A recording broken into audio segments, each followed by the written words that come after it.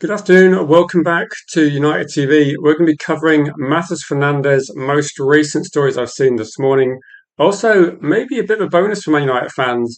Maybe Mason Mount is going to be leaving, and maybe Mason Mount will be reunited with one of the people who do really rate him, and that could be Ruben Amorim at AC Milan. So that could be a potentially quite interesting story. Hopefully, we get a bit more on that. There was going to be links with Ugarte to AC Milan as well, but that's obviously been curtailed because of the serious injury Ugarte got, which is disappointing. But we're going to be looking at the Matheus Fernandes story, and the question is going to be, if you've been watching the story, been following the media, there's probably endless reports regarding Matheus Fernandes. So I think at this point in time, I've seen so many stories saying that Matheus Fernandes wants to join Manchester United. I don't think Matheus Fernandes is really saying too much either way. And maybe it's going to be Matheus Fernandes choosing the club that makes the best possible offer. One of the things I saw this morning as well is that I don't want to call a swap deal or anything like that, but it does seem to be that Spurs are offering players to West Ham. I don't think these are going to be of any significant value, but it could be they're looking at maybe trying to smooth the deal because obviously West Ham are going to have to replace Matheus Fernandes. They're going to have to try and get back into the Premier League as soon as possible. And maybe that's something which would be something West Ham might be interested in. And it might be that West Ham think this is going to be. I guess for this one, is the question I've got is that I kind of take this view on transfers that what I'm thinking is, where's Matheus Fernandes going to go? I think it's going to depend on probably Man United and Spurs both speaking to Matheus Fernandes. I don't think West Ham are going to be able to sell him to the highest bidder. I think the decision for me is going to have to come from Matheus Fernandes. And that's why I think that all the stories about whether Matheus Fernandes favours Spurs or favours Manchester United, it might come down to the money, but maybe it comes down to significant negotiations. So at the moment, Matheus Fernandes is probably in quite a good position where a couple of clubs want him and they're quite seriously interested. He's going to get a massive pay rise, whatever happens. I think he needs to think very carefully about what he wants out of his football career. Does he want to join Spurs? In which case, okay, you got the nice new stadium, you've got Premier League football, you're going to get a big pay rise, you're going to be able to stay in London, which could be, these are factors that could go for the Spurs move. And maybe you're looking at Spurs as being potentially you're a first team important player for Spurs for a couple of years. Maybe you're plotting a move after Spurs. I don't know. It could be that Spurs are a stepping stone and that maybe Matheus Fernandes doesn't really care too much where he goes. It's about short term. He's thinking about what he's going to do in the medium term.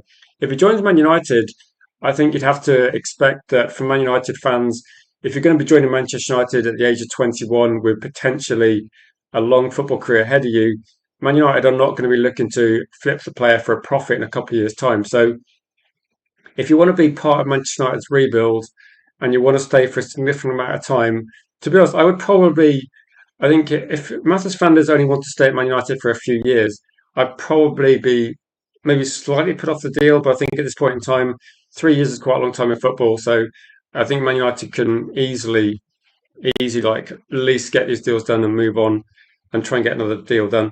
But I'll go through a few of the comments as well. Scott says, you're getting sick of this Flanders deal. Either bid for him or walk away and say we act like Everton. Sometimes it looks like we've got the budget of Burnley, doesn't it? I don't know why Man United. I mean, I have been quite, what's the word? I think I've been quite patient, considering I'm not a particularly patient person. So I think I have been quite patient with this deal. And I have said that, okay, maybe there's reasons for this one. But we're getting quite close to these kind of like, they might be real deadlines, they might be fictional made up deadlines of about the 28th of June that we are now. Apparently, by the 30th of June, West Ham need to actually get some money in. I don't know whether that's true or not, but it's ridiculous. So this is going to be like the Mbeumo transfer all over again, says Kenny Fan TV. Big up to you, Kenny. I think this is the difference. For me, the difference is going to be that Mbeumo always came out and said that he wanted Manchester United. So when we're talking about the Mbeumo deal about a year ago, and it probably is almost like exactly a year ago, it felt pretty calm. Like the Mbeumo situation was just about Man United negotiating with Brentford. There was no problem, was there? There was nobody thinking, apart from maybe one or two sources that were trying to kind of generate some interest.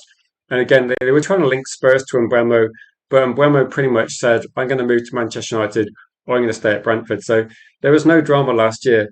The difference this year is we have Spurs sources saying, oh, he wants to go to Spurs. He's happy to move to Spurs if Spurs are serious about giving him a big contract and meeting the valuation of West Ham. And there's also the Man United sources that are pretty much saying that Man United are going to be putting in a significant offer. We keep hearing the story about Man United potentially going in at, say, maybe like £75 million as that maybe the total deal they're looking at. Also, I did see apparently there's like a Patreon from like an ex West Ham employee, and they've been posting information on that, which has been kind of pushed into the public domain. So whoever's paying to get the information, apparently West Ham still feel there's going to be a bidding war.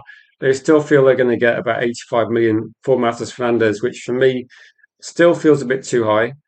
But we're going to have to see what happens when someone like Anderson goes for 130. I think it does push the prices up. So at the end of the transfer window this year, we might be looking at people like Boadi, Sangare moving for maybe bigger fees than we actually thought they were going to go for. And also there is a story yesterday that said Man United still interested in Angela Stiller. He's probably going to be costing more than we thought as well.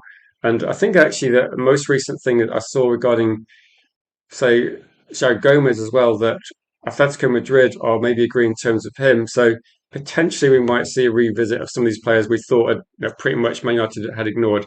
And again, we're probably also going to be in the mix for Alex Scott as well. There isn't much positive about Agate being injured, but I did hear that apparently I think his salary might be covered. If anyone knows whether that's true or not, I think because he got injured in the World Cup match, it might be that the Ugarte salary is covered. I don't think it's a massive bonus because I think United were hoping to sell Ugarte, but maybe with this situation, okay, so at least we're not paying for Ugarte's salary, but it's still pretty disappointing. So let's go for this one. Yeah, say Fabrication Romano. Yeah, I did post something on social media today that Fabrizio Romano is pretty much saying nothing these days. I mean, I'm getting more concise information from Ben Jacobs, and that's saying something. Say Mendes is doing what he does best. Ironically, United are in control for three reasons. One, our financial year starts 1st of January. Two, the player wants United, which, I mean, I was going to say that I probably see more sources saying that he wants Man United than I see him wanting West Ham. But I don't know whether that's because Man United have got a ridiculous amount of aggregator accounts, like people talking about the situation as well. And so you think Manchester United's ceiling is about £70 million. I think you might be right, Steph. Until Man United actually spend more than £70 million on a player, I'm going to see that there seems to be this glass ceiling in place, doesn't there? That Man United are not going to be looking at doing this sort of deal. Lucky Singh comes in with Alex Scott. Though Lucky, you've been like saying pretty confident, like you've been saying for about a month that you think Matheus Fernandes is a done deal. Do you still think that's going to be like you're confident on Alex Scott? Are you still confident?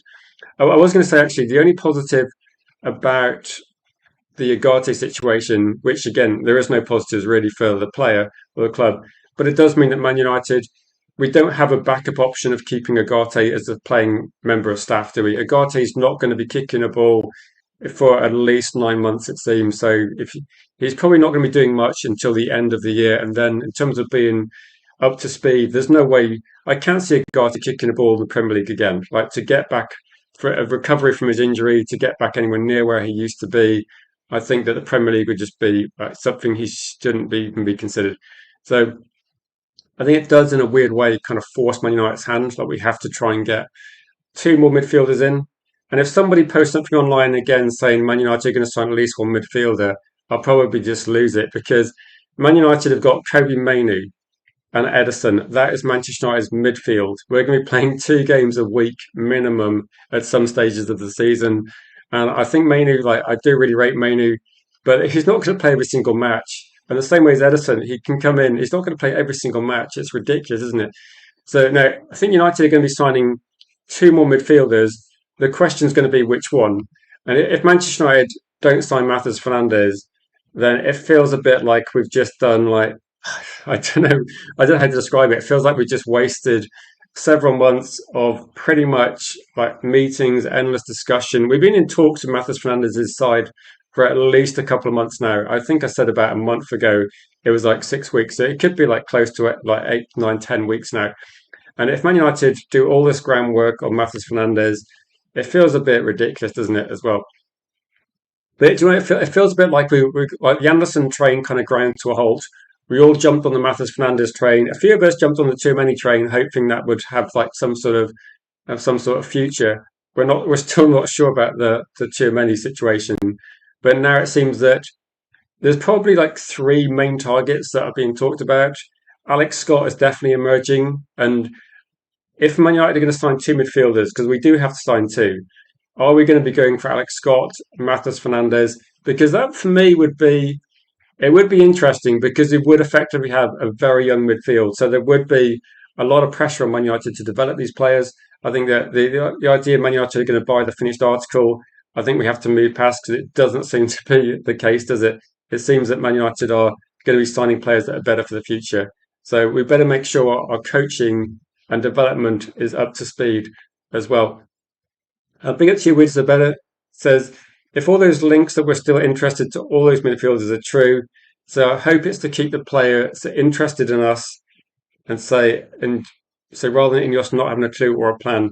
I'm hoping, do you know what I'm thinking? It's a bit like if you want to buy something yourself and you're looking at buying maybe like a couple of items and you know that there's like limited stock of other things as well, you kind of want to almost like reserve things, but United can't really like if you're a football player and you're looking to move, you can't really guarantee that Manchester United are going to come back in for you. So I remember when I was talking about someone like Edison, or you're talking about Matheus Fernandes.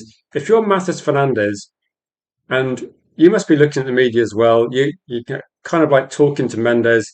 You know that he's trying to hype up your price. You know that Matheus Fernandes knows exactly what he's doing here.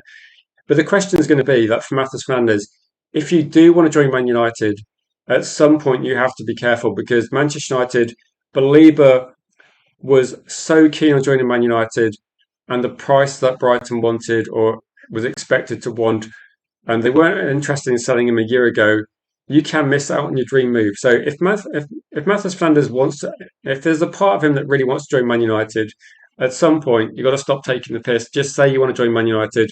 That you might lose a bit short term potentially, but the long term benefits of getting your dream move are going to be unbelievable for you. So I think Matheus Flanders might be playing a dangerous game here. It's the same as like if Man United pivot and go right, we're going to get Alex Scott, we're going to get Angela Stiller, and if Matheus Flanders genuinely did want Man United, that's it though. It's game over. You're probably going to go to Spurs, and there's no guarantee you're going to be bouncing from Spurs to a top Premier League team or to one of the Galactico teams in world football. That Paris Saint-Germain will be looking for the next Matheus Flanders. If Spurs want 100 million from Matheus Flanders in a year's time, I don't think there's going to be a massive queue. I think there will be other players available for maybe the cheaper money as well. So I think Matheus Flanders might be taking a bit of a risky stance here. Because I think for Man United, like you're saying, there's a lot of options, isn't there? So I think we're kind of like a combination of relaxed, but just annoyed that we haven't had a deal happen quite soon. Yeah, I think with this one, I'm going to be reserving my judgment on Man United's negotiation until we see what happens this summer. If we surprise ourselves, or if Man United surprise us, I will be like, okay, fair play. I just get the feeling that there's going to be potentially, if you're looking at it, the upside, the best possible deals Man United could do are probably going to be something along the lines of too many plus Matheus Flanders, maybe. Like Matheus Flanders, too many. You're looking at Kobe Mainu, Edison. Suddenly our midfield looks pretty good. And maybe we've got scope to try and do another couple of deals in other parts of our team. The downside, the worst possible situation for me could be if Man United go, right, we can't get too many. Fernandez is too expensive. We can maybe get Alex Scott and Hackney.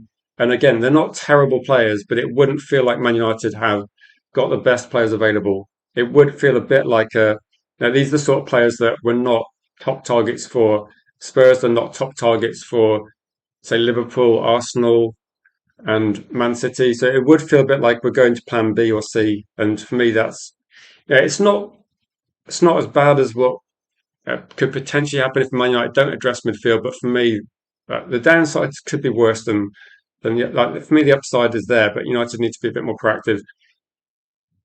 Mark says none of the top teams want Fernandez. I don't think Chelsea can afford him, to be honest.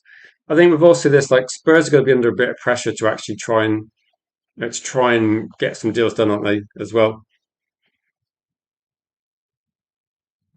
Chelsea looking at no, I think Chelsea might be in a situation where maybe Chelsea need to get some players sold as well. Berber says he could be this year's believer from West Ham point of view.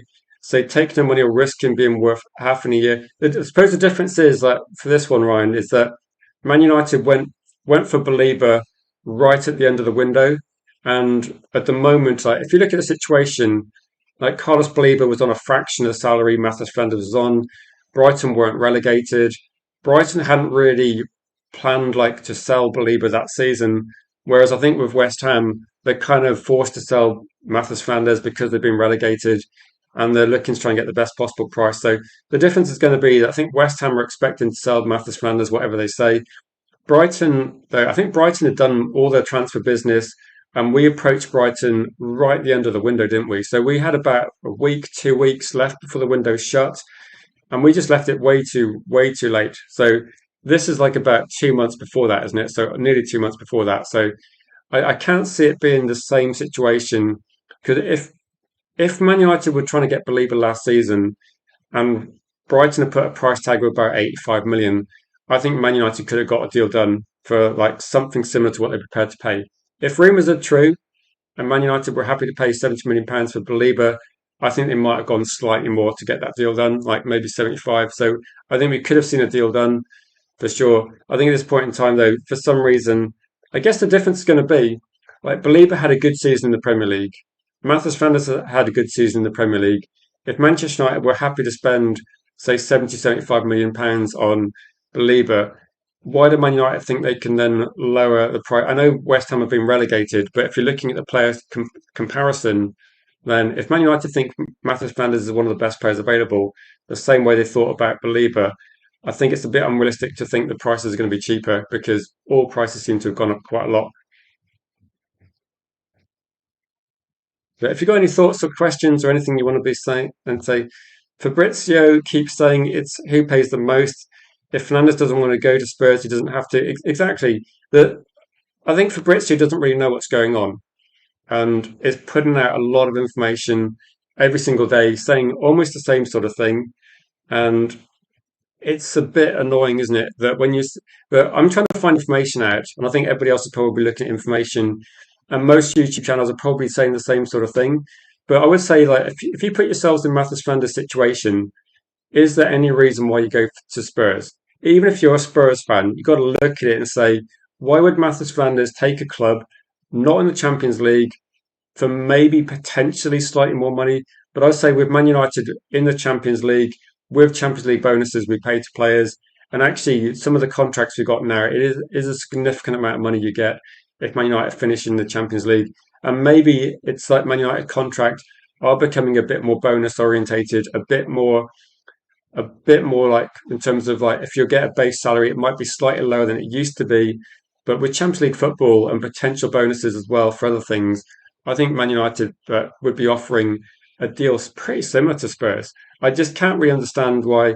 Like, also, if you think you're going to be able to leave Spurs to go to a different club in a couple of years' time, why would you think that? Like, why would Mathis Flanders think that Spurs are going to be happy for him to sign a 5 year plus one contract and then sell him after 2 years for a sensible price? Like, his price would probably go crazy. If he does well for a couple of years at Spurs, I'd expect Elliot Anderson money.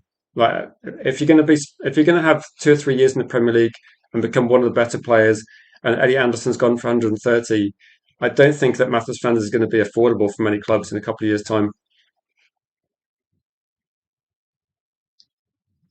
So yeah, I'm not sure who that's bidding for, but it feels a little bit like the story regarding Alex Scott is starting out very similar to the story but regarding Mathis Flanders. That every player we see suddenly they're a bit cheaper as well. If Xerxes priced at 22 million, why is there a transfer market where players that used to cost £50 million now cost like 70 to £90 million, and Man United can't get decent transfer fees for anybody?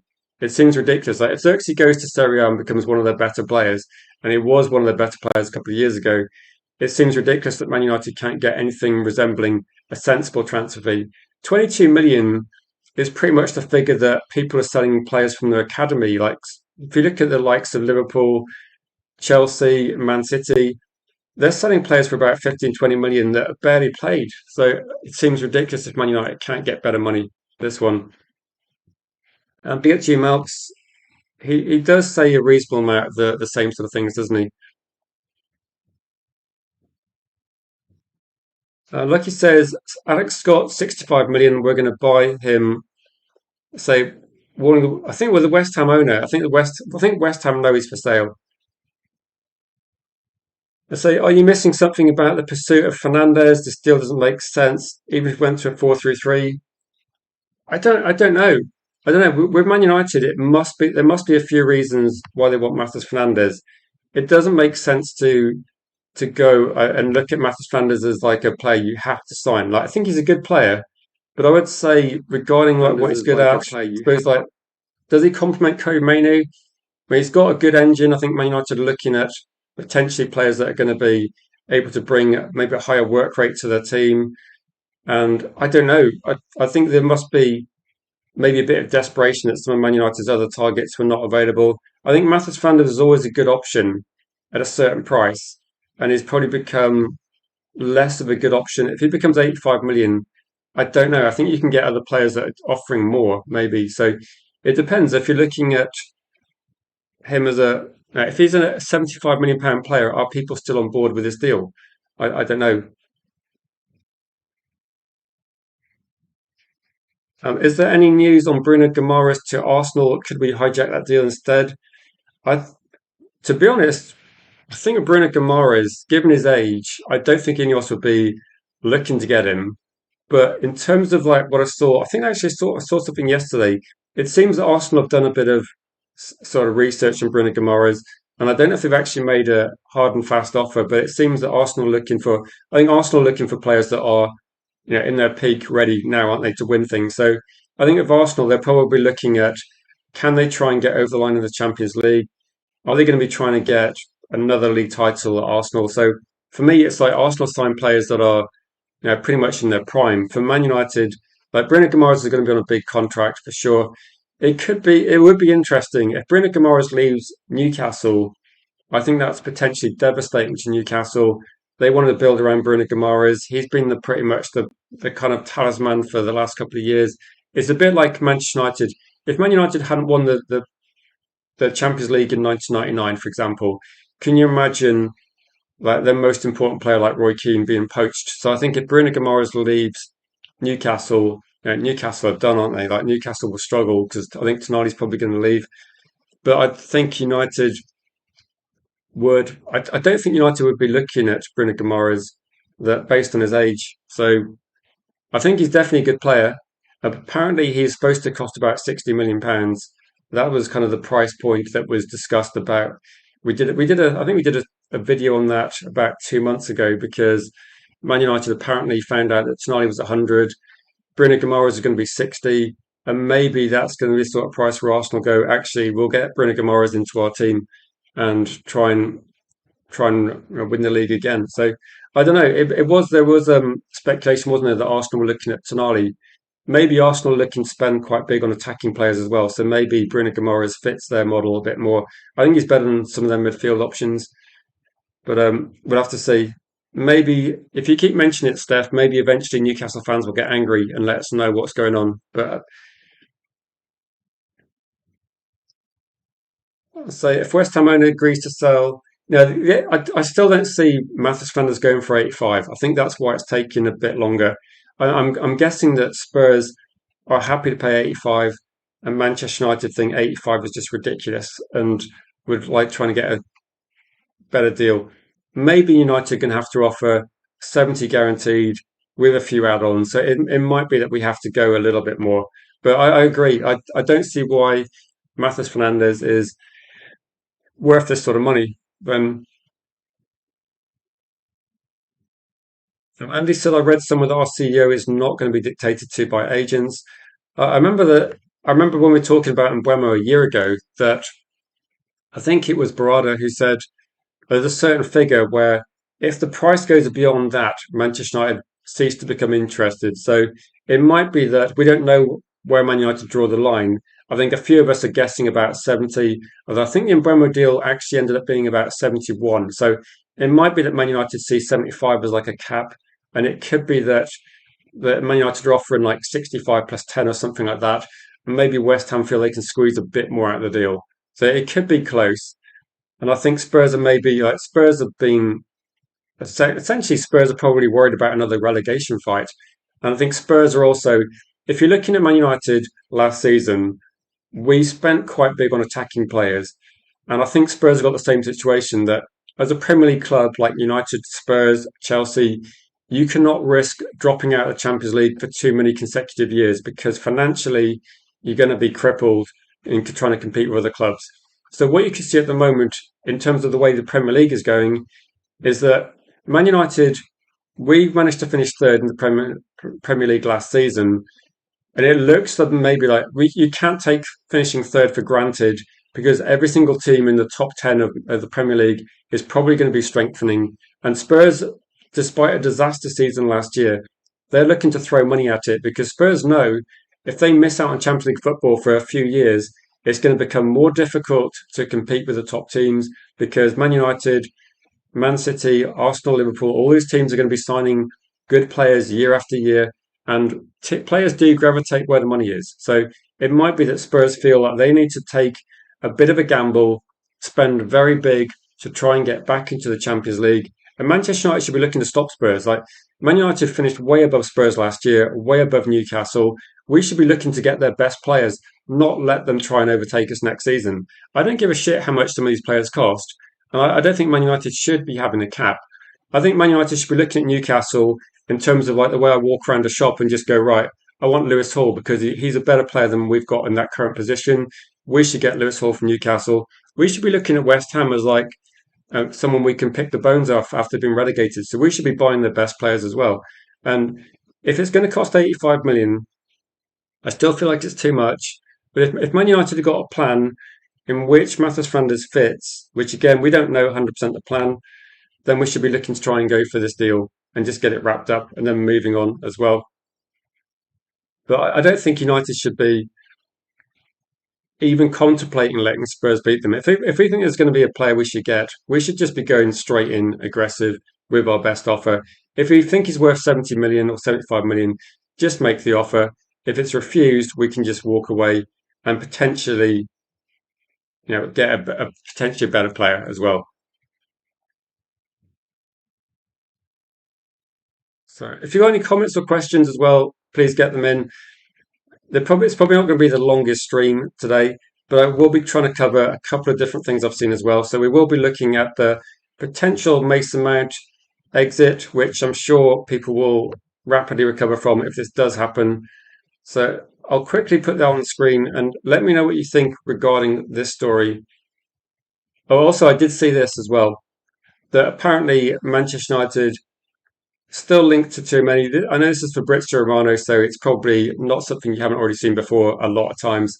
But apparently, Manchester United still like too many, but I don't know. It feels a bit like we just go around in a circle, doesn't it, at the moment?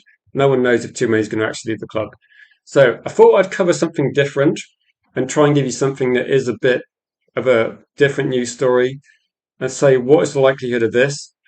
So apparently, AC Milan have been offered the chance to sign Mason Mount. Unfortunately, that headline, I would be hoping that Mason Mount, or maybe it was a bit strongly linked. It would have been quite nice to see AC Milan inquire about Mason Mount or AC Milan push to sign Mason Mount. But it seems that Mason Mount, there's one person in world football that really likes him. Luckily, he's not at Manchester United. He's at AC Milan now. Can we see this deal happening? Mason Mount has been probably, I think he's probably been available for about as much this season as he ever has been in the last few years. Is there any sort of chance we can actually get this deal done?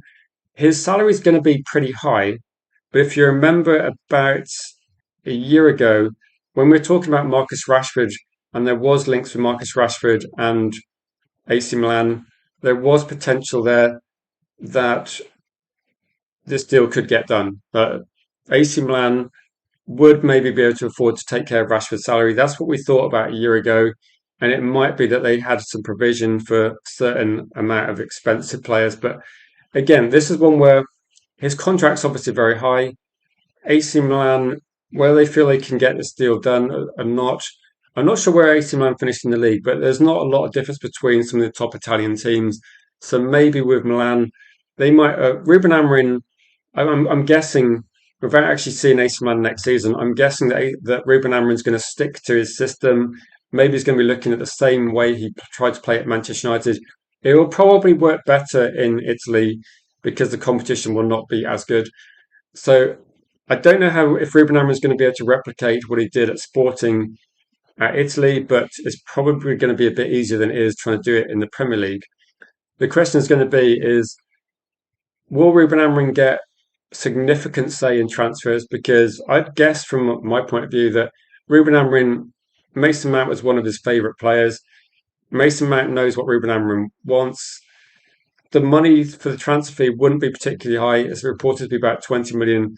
But I think from this is going to be the main thing about this deal is going to be that Manchester United would just be looking to move Mason Mount's wage bill off the books. Like Michael Carrick doesn't rate him that much. He didn't play much under Carrick since January and is barely ever starting. He did play actually. Did he play the last game of the season?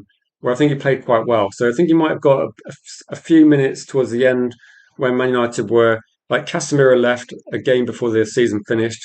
Mason Mount came in. Man United played really well actually against Brighton. And maybe I think Mason Mount, I'll say this. If you look at McTominay and look at maybe Lukaku, Ashley Young, all players like Darmian included, players that have gone to Serie A recently from Man United, they've just found it a bit of an easier league. But I don't watch Serie A, but a few people I know that have watched it recently say the standard is nowhere near the Premier League. It's nowhere near where Serie A used to be. So Mason Mount, I think he'd find it quite easy and maybe it's going to be a bit of an easier move for Ruben Amorim. So I think it makes sense in terms of him going to Serie A. I think he'd be an effective player. The question for me is going to be his salary. That if Man United can get this deal done, I think this would be significant. This might be why it's been talked about because Man United were hoping to get maybe 25 for Agate. Maybe with this situation now, Mason Mount, maybe this is one way in which Man United get a bit of money in. I was actually expecting that Mason Mount would go on a loan deal somewhere. So if Man United can do a transfer and can sell Mason Mount, I would be. I'll say this: when I saw this, I was just thinking, I hope this is true, but I'd be very surprised if we could be seeing something along these lines. To say, wonder if they could use Mason Mount as a make weight for Rafael Leao or Pulisic. No, I would say that if you see any story about that, do you remember when Man United were trying to offload Sancho and we were dealing with Juventus and Juventus offered us, I think it was Vlahovic and who else was it we got offered? We got offered a midfielder as well. I forget the names, but we got offered about three players from Juventus because Juventus were looking to offload some of the higher paid players. I think AC Milan would be very happy for Rafael Leao to go. I think Pulisic, I can't really see there being any value in Man United signing Pulisic. Um, Rafa Leao, I think he's like way too expensive, like salary wise, and a player on the down. So I don't think AC Milan have got any players that make a lot of sense for Man United to try and get. So it could be. The problem is if you're going to have a player like Mason Mount who gets paid a lot of money, it doesn't make a lot of sense for Man United to replace him with another player that's going to be getting paid a lot because Mason Mount can't have too much longer on his contract, hopefully, as well. Jashari would be actually quite good. So if we did a deal, actually, I remember we were talking about Jashari. I don't know how Jashari's actually done regarding the last year, but no, I wouldn't mind Man United getting someone like a younger, upcoming player from AC Milan if you think they're going to be, like an option we do actually need, like Isabella said. So maybe potentially with that deal, maybe there's a way of doing it. So it could be if you're looking to sweeten the deal. I think with Ruben Amorim, I don't know if he's going if Jashri, I don't know if he fits what Ruben Amorim wants, but there's no doubt that I think with Ruben Amorim, he's going to have a very specific idea of what sort of players he needs. So maybe we can offload a few players. I was thinking actually Agate might be the obvious one, but I don't think that's going to happen now, unfortunately.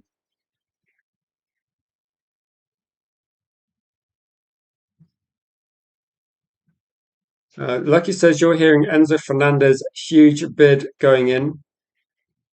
Given that though, does that change anything? I suppose with the kind of transfer window at the moment, if Real Madrid spend massive on Enzo Fernandez, are we going to see anything regarding players exiting?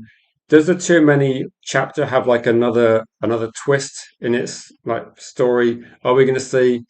Are we going to potentially see too many available?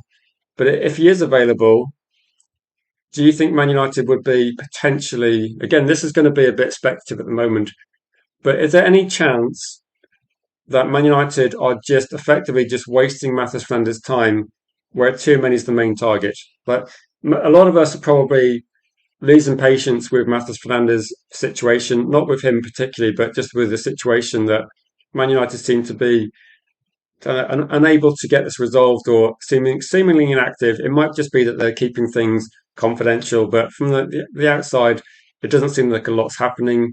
And Spurs seem to be the more proactive team if you read some of the stories. Is this just a case of Man United waiting for Real Madrid to sort out their team and then work out if too many is available?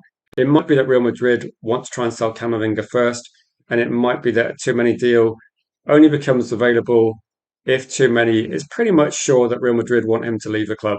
So again, I don't think for me it's not the best situation, but say Jashri acts as an anchor and Musa is a dynamic progressive, both with suit, both for 23, both had successful seasons, says Luis Isabella. So I would be happier if Manchester United look at moving someone like Mason Mount on, and you get someone like Jashari in, and you look at maybe trying to get too many. So I've said for me, I don't mind having a younger player. My priority would be someone. Maybe my priority would have been someone a little bit more in the line of like Sangare or Buwadi, who I feel can drop in and instantly have an impact. But I'd be open minded with Jashari. I haven't seen what he's done the last 12 months. So again, I'll go with like, I'll default to people that have seen him more. Like Willis better said he's had a good season. But if that's the case, it suits our team better. And although it's not going to suddenly transform Manchester United's team, Mason Mount's contract off the books. Mason Mount doesn't feature as in Michael Carrick's plans. So the sooner we can move him on, the better. Jashri, if he fits what we need, excellent. But I think that the too many situation, maybe if you can get a cheap deal for Jashari, which again it would probably be cheap. I'm guessing if we're looking at Mason Mount going that way, maybe in a way, then that gives Man United the green light to spend quite big because I don't think too many would be ever going to be that cheap. Like people that say too many will be available for £70 million, I think there's no way. There's no way that Real Madrid move on too many. I remember when the World Cup started. Big up to you, Randy. When the World Cup started, I was saying that my favourites for the before the season before the tournament kicked off, I said France are the favourites. They've just got strength in a lot of positions. I think defensively, people can question a lot of teams in if you're looking at all the teams in the World Cup at the moment, I think lots of people can criticise goalkeepers and defenders, but where games are going to be won, I think France have got the firepower to we've seen Dembele on fire in the last game, and Mbappe looks in good form. Too many looking good. Elise, I think that France have got world class players. If Man United will try and transform their team, you probably have to look at the French team as like that's where the best players in the world are at the moment.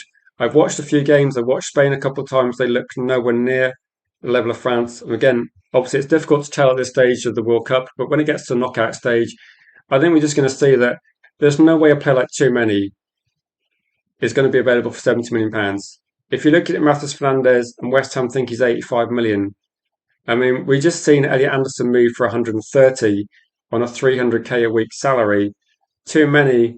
It's probably going to cost a sort of similar amount. He's already got the experience. I think Real Madrid will be expecting 100 million. Like, I don't think there's any way in which, if Man United think they can sign him for £70 million, they've got to be joking. There's no way. There's no way that too many goes for 70 million. Big up to you, Randy. And so Romano and Jacobs are the only ones who really talk about too many. So, so there's a bigger chance Scotland are done now. Scotland are it's game over for Scotland, isn't it? I think actually Scotland's manager's already resigned, which I don't know. He got them to a World Cup, so I don't know what the expectation of Scotland was. I think Morocco have got better players, and Brazil have got better players, and Scotland won that one game. So I think the group they're in, it's difficult to see. Scotland needed to probably get a draw with Morocco to get through, but it's always going to be difficult. I think people maybe underestimate Brazil a bit.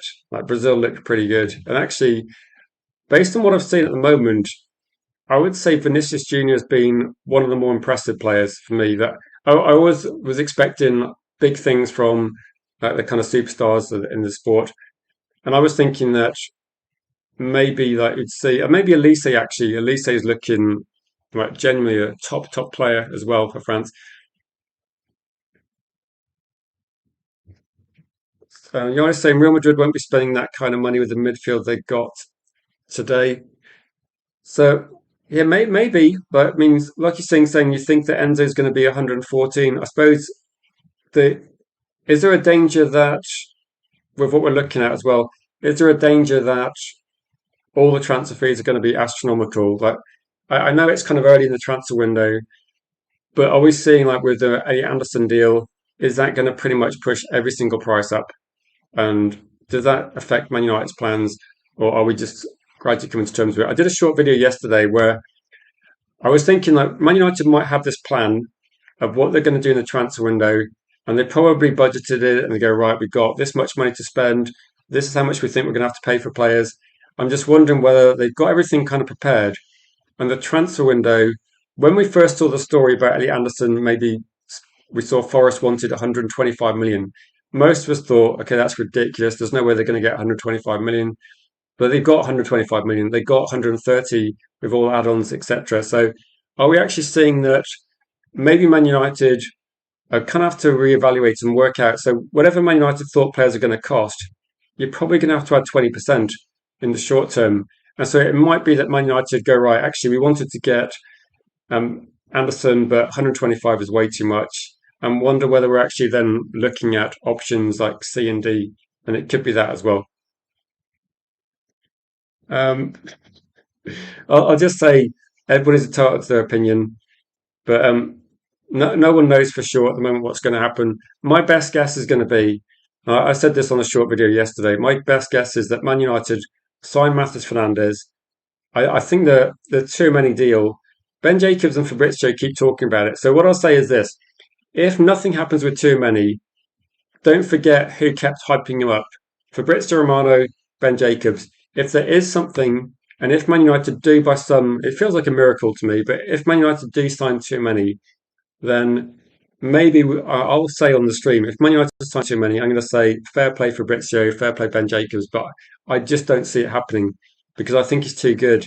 I think if he did become available and if Real Madrid said like too many's available, and I can't remember who it was now, but quite a few aggregator accounts have said Real Madrid will listen to offers for too many. I think they're listening to offers, but those offers are going to be massive. So if you think they're listening to offers of like 70 and 80 million pounds, I don't think that's going to happen. If West Ham think Matheus Fernandes is 85 million, I think Real Madrid will be thinking that too many is going to be I'm not going to say Elliot Anderson money, but it might not be far away. There's no reason why. Well, is there anybody here that thinks Tonali is going to cost more than too many if both players are available? Like if Tonali's 100 million and it seems to be that's the price, then I think too many is going to be even more expensive. So we might be very disappointed. Exactly. If too many leaves, and if too many does actually get edged out of Real Madrid, which is a possibility. I still think it's very unlikely, but it is a possibility. Maybe that's the time when we can have a too many stream and go, right, too many's going to go. Where is he going to go? Because I'd be very surprised if Man United is the only team interested. If a player like too many, like France could easily lift the World Cup in a couple of weeks' time. And we could easily be having a conversation where if too many leaves Real Madrid, there's going to be a huge amount of money being put down for too many. I still think Real Madrid would be crazy to sell him, but yeah, who knows? Who knows? Like it would be a spring, but things can happen. just as I said it, like I didn't even look at the comments, but you said the same thing. Said there's no way these leeches spend 100 million. I don't think there's any way that. It does get the feeling that it's a bit like I sometimes make this analogy. It's a bit like me walking into a Ferrari dealership with some reason thinking I can afford a Ferrari, which I definitely can't. And then it feels a bit like Jim Radcliffe is like the brokest billionaire I've ever heard of, who walks into Man United, says, right, we're going to win the Premier League in 2028, but we're going to do it by underspending City, underspending Liverpool, and underspending Arsenal, and we're going to pay our players less than any of those clubs as well. And I'm just thinking, okay, the Premier League, okay, we can make arguments about who spends the most money, but in the 90s, Man United were not exactly a mid-table spending club. We were quite happy to break the transfer record multiple times, and we were quite happy to spend massive money where the potential was there and the quality was there. And at the moment, I don't see anything where I'm looking at Elliot Anderson as like a Roy Keane type deal, where there's one player in the Premier League. Actually, he's playing in Nottingham Forest as well, so it's exactly like Roy Keane. And Blackburn Rovers have won the league title. They're looking at trying to get one of the best players into their club, and Man United are just bottling it. So, we have like Kenny Dalglish versus Alex Ferguson, and you fast forward like 30 years, and it's Man United versus Man City, and Man United are not even at the table. So, for me, I question whether we've got the actual ambition to try and do these deals because if any Anderson goes to Man City like he has done, and then maybe we see Man City spending big on other players because they will do that. Now, Man City are not going to be sitting still; they're going to be buying other players as well. If Man United don't significantly improve, that at some point in the future we have to be winning these deals. We have to be winning these targets, don't we? So the too many story will run and run. Ultimately, it'll stay, says Malps. I think so. If you're gonna make a case for spending big money, surely too many is like the one that makes sense, isn't he? Like Elliot Anderson, I think he ticks every single box. He wins the ball back. He's like good on in possession. He's only going to get better. It's like there's so many things he does well, and like too many progressive passing, winning the ball back. He's just a quality midfielder. I think he's a better midfielder than Tonali by a distance. I think so. I think at the moment, too many and Anderson. I think if you had too many and Anderson in your team, that would be a top quality team. But I think at the moment, I think too many works with. I think too many or Anderson work really well in Man United's team next season. And I would have paid 100 million for either of those players. I'd probably pay like a bit more than that for either of those players. I would have probably said that the amount of money that Anderson's going to cost, it's quite similar to the Declan Rice deal, given that it's a bit more money, but it's a few years later. So it makes sense for Man City. Man City spent 100 on Grealish. Anderson's a better football player. I think with too many, it makes sense, wouldn't it? But he's going to be a bit more expensive. So I think I think when we thought it was going to be, so we're on transfer CD&E, say more like on, well, if we hit, Jim, if we start looking at Hayden Hackney, Edison, and who else would be like considered a less exciting one? I think Alex Scott's a good player, so Alex Scott's probably more like an E one.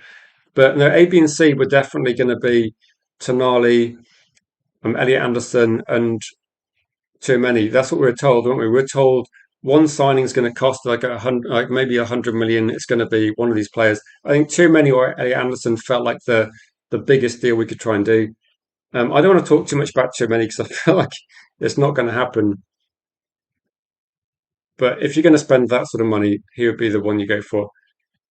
B up to Danny B said, I think too many would be cheaper than you're thinking, 75 to 80. I hope you're right, Danny. I just don't see why he would be. If you consider I'm just trying to think of what's the reason why he'd be cheaper than someone like Tonali. Tonali's going to be demanding probably a big contract. Too many is going to be paid. No, Anderson's probably getting paid more than too many at the moment. Too many might be looking for say 300k ish. I'm not sure how much he'd be looking to try and get from Real Madrid, but 75 to 80 million. I don't know.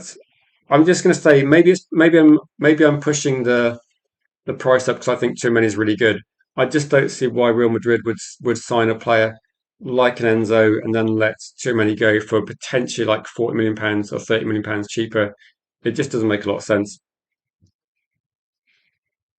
But no, if you're right though, if he is like 75, 80, again, how on earth can Matheus Fernandes cost more in terms of like in terms of like how much he costs to buy than someone like Too Many? I know that Matheus Fernandes is his pay is going to be a lot less than Too Many. You could probably say Matheus Fernandes' salary would be about 50% of Too Many's, but if Matheus Fernandes has two or three good seasons, he'll probably be on sort of Too Many money at the same sort of age. So it just seems a bit of a strange one, doesn't it?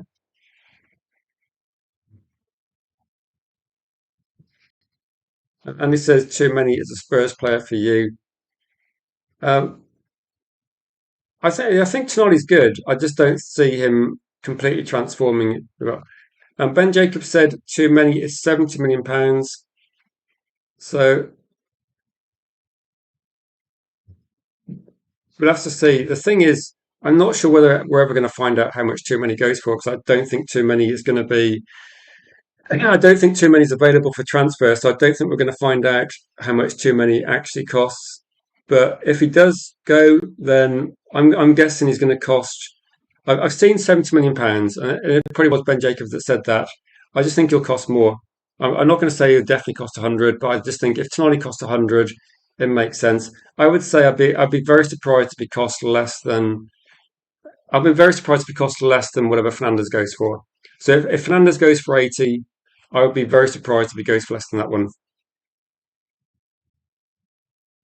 And Danny says, we're the only team that's probably in for him too. Maybe, I suppose, maybe if you're leaving Real Madrid, maybe Chimene's looking for a big team, and maybe he's looking for a team that is like a prestigious team, like so historically big, I suppose, that's the best way of putting it. So maybe he looks for that. Before we wrap up, if anyone's got any final questions, comments, any suggestions about content you'd like to see, the World Cup has been a huge amount of games. So I didn't bother doing a 9 a.m. stream because essentially there's a lot of YouTube channels that are effectively doing the same stream every single day, which isn't something I want to do. But I have seen a lot of bigger channels pretty much do exactly the same content every single day, which must get a bit boring for people watching, or certainly boring if you're talking about it. So I will try and do a 1 p.m. stream every day. And if breaking news happens and there's a bit more to talk about, we will try and maybe bring back two live streams, but we will be doing watch alongs to the World Cup as well. But if people are interested in calling shows to talk about things as well, please let me know. But for the next couple of minutes, if you've got any suggestions of content you'd like to see, then let me know because obviously you can have an impact on the sort of streams we do. Otherwise, it's going to be Man United news, and unfortunately, the news is somewhat repetitive because there's not lots of news out there. So I don't want to just keep doing the same sort of stream over and over again, but it does seem to be where the news is at the moment, unfortunately.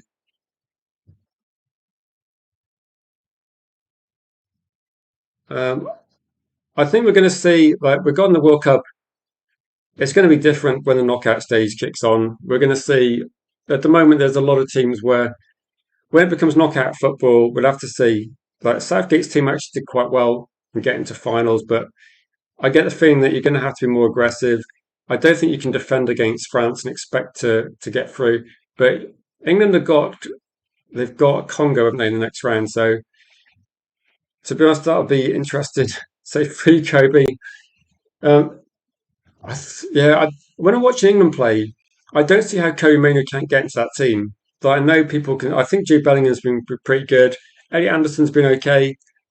Declan Rice was. I think Declan Rice must be carrying a knock because apart from set pieces, he didn't seem as good.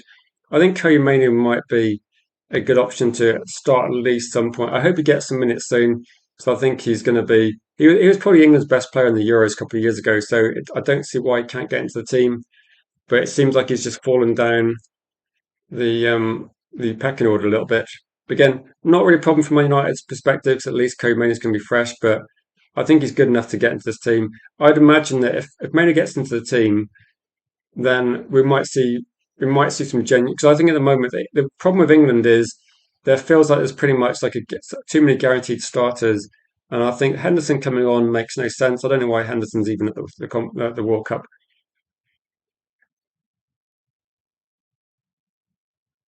But this is like so. Anyone got any suggestions or final questions? Get them in. You got a couple of minutes. There isn't really any poll to go for today. Big up to you, Daz. Chat. Hope you're good. I think for the World Cup, for me, the World Cup starts when it gets to knockout stage. Yeah, Anderson was pretty average last night. Gave the ball away a few times. Wasn't. I think Ko-Mainoo's. I'll say this. Like it might be. People might think this is biased. I think Ko-Mainoo is a more effective player in these sort of matches than Elliot Anderson. Ko-Mainoo doesn't get the ball away. I think he links play best. Like Elliot Anderson definitely is good if you're trying to win the ball back all the time. But I think if you're looking at controlling games, I think Co-Manu might be a more effective player. So in the big games, I think Co-Manu's got a good skill set. I'd be interested to see if Manu plays alongside Bellingham, how they get on. And maybe we can get Bellingham at Man United at some point. He looked like a good. I think he looked like the person carrying the threat.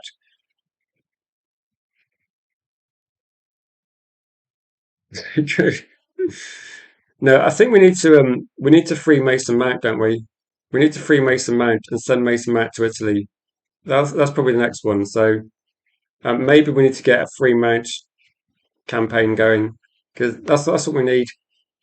You know, like there's one person in the world that rates you, but he's not at Man United.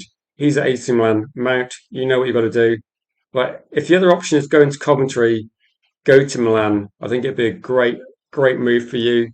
Like go and play for one of the biggest clubs historically in Italy. That'd be a great move for Mason Mount.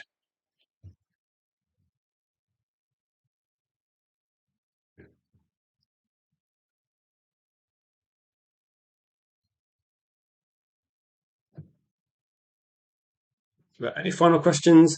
I will post a few things on the channel page as well, on the community tab as well, with questions though. So if there's something you'd like to see on the channel, maybe more videos, because I know with these streams are quite long, but it's kind of difficult to do a 1 hour stream when there's genuinely not too much information. So respect to the channels that can do endless repetition. Fair play to them.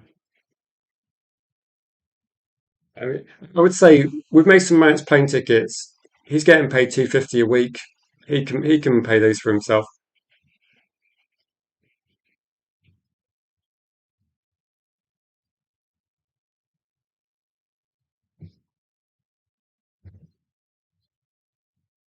And if you're able to hype the stream as well on a rewatch, please do that. 25 likes. I know it's been like too hot to stream actually in this room. So my whole house was over 30 for a few days. This room's the hottest room.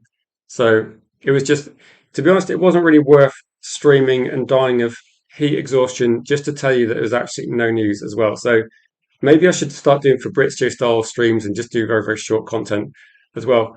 But it's great to see a lot of you legends in there. So Steph, Jim, Andy, Coyote, Wizard Better, all the kind of standard legends, Berbert as well. If I've missed anybody, it's because my memory's rubbish. Um, Also, Yardi in the chat as well. Lucky. I know everybody's going to be, what's the word, angry Man United. And at the moment, all I can say is we're going to have to wait for significant updates because a lot of YouTube channels are not going to give you the answers. Fabrizio is not going to give you the answers. We're probably going to have to wait for any sort of confirmation. And this is probably only going to happen, I think it's going to happen like the 1st of July or maybe like the very end of June, which we are pretty close to as well. So maybe tomorrow I'll do a stream. I'm not sure whether I'll do a 9 a.m. or whether I'll just stick with 1 p.m. But it depends. If there's enough news, I might try and do two a day. And then, because the evenings are going to be World Cup stuff, aren't they? And maybe if there's any sort of thing that breaks overnight, we can do that in the morning stream as well.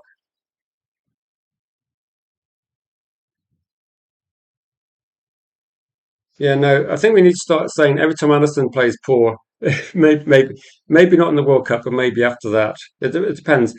Just a quick question: Are people watching supporting England? I know people are of different different backgrounds, but I think generally, I think a lot of Man United fans are probably English and supporting England in the World Cup. And this definitely says, please leave a comment in the non-live stream as well. It does help. So yeah, I do respond to all comments as well. So even though a lot of the comments are, when the hell are Man United going to sign a player? I go, I do not know, but it is a bit frustrating, isn't it? But I get the feeling it's going to be, yeah, definitely going to be. maybe a couple of days' time, and we'll find that out. But has anyone got a final question to end on, or should we just end the stream? I'm not sure if I'm going to do a stream this evening. Sometimes do calling shows, but there's been less interest in Man United stuff recently, so I don't know if the calling show I'm going to be able to do one because the match I think kicks off is 8 p.m. tonight. That we're seeing. I'm not sure what the time is. Is it an 8 p.m. kickoff between South Africa and Canada? I think it was that.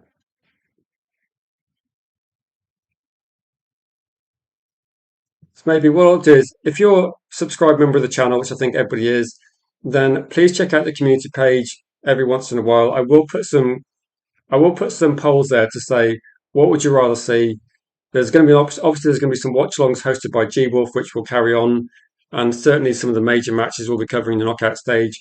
I'll be doing 1 p.m. streams for Man United news, but there might be scope to do maybe like a short stream at 9 a.m. or maybe there'll be a video and go on this one. Has Edison played more minutes in this World Cup than Kobe? Has Kobe played any at all? I can't remember Kobe mainly doing much at all. I think Edison has played more, as far as I can see. But that's down to Tuchel, isn't it? The group stage, England won the group. It's job done. It's a knockout competition. I think what they need to see is I'm a bit surprised we didn't see more from Manu in the group stage to see what he can offer. I think one of the things I will say positive about Tuchel is he did change things regarding the wingers, and he did replace Gordon, who'd been pretty inactive, pretty ineffective. So he has rotated a little bit, and maybe it's a case of like I think in his own mind we might see a different lineup against Congo, and maybe we're going to see Rashford back on the bench because he is quite a good, impactful bench player. So as well. Chelsea apparently signing Lacroix from Palace for 47 million. To be fair to Chelsea, though, their defence is pretty crap, so that makes a lot of sense. So that makes a lot more sense than deals done in the past. Yeah, the question we got though is is Rob going to be able to change Rob New Spurs back to? I'm not sure what you're going to change it back to, Rob. Whether you can go back to Rob Always United. I'm assuming that's still available. But will Rob change his name back to a Man United name before Matheus Fernandes moves clubs? That's probably the question. What do people think? That's your final question for today. Will Rob be able to change Rob New Spurs back to a Manchester United handle before Matheus Fernandes moves club? I think Rob's got about another 10, 11 days or so before that happens. So we're looking at maybe the 10th of June, something like that. So will the Matheus Fernandes deal get wrapped up before Rob gets to get rid of that Spurs handle, which obviously he doesn't want? What do people think?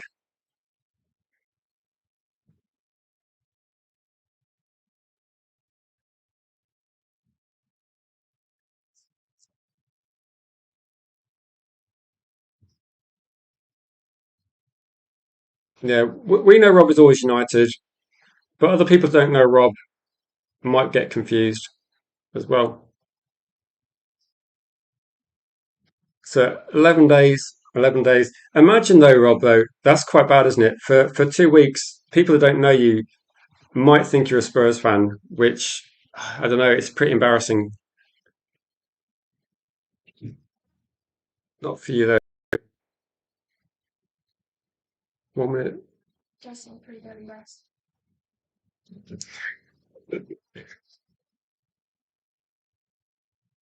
I just muted myself then because my daughter just walked in and said, actually, that is quite embarrassing. So I think Rob sees the funny side. I'd say do a calling show. If I do a calling show, then let me check. Let me check. So yeah, my daughter just walked in and said, so I muted it. Said, actually, that is quite embarrassing. I was like, yeah. I think Rob knows that we're joking. So 8 p.m. tonight. Okay, so 8 p.m. tonight, South Africa versus Canada. I could maybe do a calling show at about. Would six be would 6 be acceptable for a calling show? Because I could do like 6 to 7 maybe. If we deserve better, if you're free to come on, then let me know because I've kind of hit the wall regarding this one.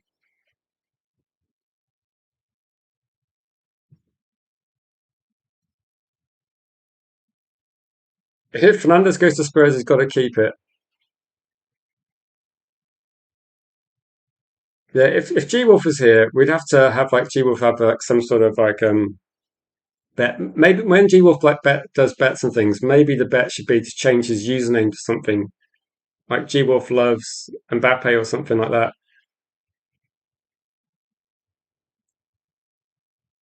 Six a good time. If you fancy jumping on as co-host, that'd be excellent because then it means, I say, from a lazy perspective, it means I don't have to keep rambling on about Mathis Flanders, but it does mean that it offers a different perspective as well. So yeah, if your free wins are better, I can probably set something up for six. Question is now, okay, guys, you've got 2 minutes. Is there anything you want to say? I'm still using, yeah. I think I'm kind of sure as well about this, but I wouldn't want to bet too much money on it because you never know if Man United do. So what we can do is that I'll set up a calling show, maybe like 6 to 7 or something like that, and we'll cover some. It'll be a forum to discuss anything you want at all. Again, so I'll do it as an open stream. If you're able to share the stream or anyone you know on social media that would like to come on, have their say, because at the moment, I don't really like the idea of like a lot of channels are pushing like inaccurate information. So we'll treat it as a open discussion where, let's be honest, I don't trust anything that comes out of Jim Radcliffe's mouth or Man United in general. I don't really trust a lot of the mainstream media, and actually a lot of the football Twitter as well seems to be very much a case of sharing information without even critically evaluating anything at all as well. So we'll sort something out. But we're going to bring back the Sunday calling show, but we're going to do it a couple of hours earlier as well. So it might not be available for some guests, but what I'll do is I'll schedule it very quickly, and then at least it'll be there so people will know it's there, and I'll share it on socials in the next sort of half an hour as well. So Bits Wiz are better for helping out as well. And why would I trust anything is, yeah, generally I trust no one. Based on the industry I worked on as well, which has done a lot of research, I didn't trust anything anyway. And I've seen a lot of publicized sort of publications and journals that are not always accurate as well. So don't trust anything you read. Say, oh, unless you hear it here, obviously. If you hear it, I will scrutinize things and filter out all the shit. And unfortunately, what's left is there isn't much of it, so it'll be somewhat repetitive. But if you change your name on YouTube, yeah, exactly.